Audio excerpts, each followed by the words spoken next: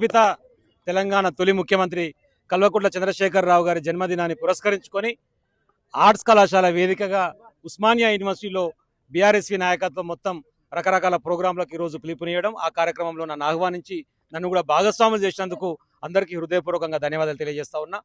ముఖ్యంగా ఈరోజు చేసినటువంటి కార్యక్రమంలో కేసీఆర్ గారు వారు ఆరోగ్యాలతో ఉండి ఈ తెలంగాణ రాష్ట్రం భ్రట్టుపరిచినటువంటి కాంగ్రెస్ పార్టీ రేవంత్ రెడ్డి బారి నుంచి బయటపడేసి మళ్ళీ తెలంగాణను గాడిలో పెట్టాలంటే అది కేవలం కేసీఆర్ గారితోనే సాధ్యమవుతుంది. కాబట్టి వారు ఉండి ఈ తెలంగాణ ప్రజల ఆకాంక్ష మేరకు మళ్ళీ అధికారంలోకి వచ్చి ముఖ్యమంత్రిగా సేవలు అందిస్తూ రాష్ట్రాన్ని బాగుపరచాలని చెప్పి ప్రజలందరూ కోరుకుంటున్నారు.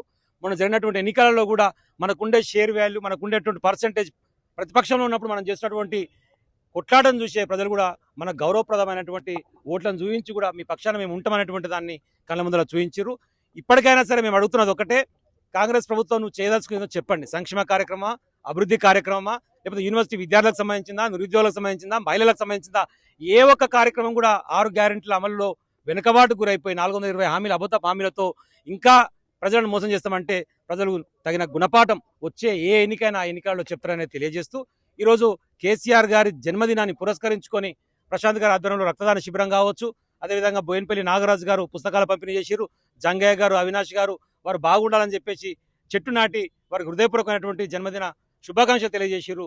ఉస్మానియా యూనివర్సిటీ విద్యార్థుల పక్షాన కూడా కేసీఆర్ గారికి నేను హృదయపూర్వకమైనటువంటి జన్మదిన శుభాకాంక్షలు తెలియజేస్తా ఉన్నా. తెలంగాణ జాతిపిత మంచిగా ఉండి మళ్ళీ అధికారంలోకి వచ్చి ముఖ్యమంత్రిగా మళ్ళీ ఈ తెలంగాణ రాష్ట్రానికి సేవలు అందించాలని చెప్పేసి హృదయపూర్వకంగా అందరం కోరుకుంటా ఉన్నాం. జై తెలంగాణ.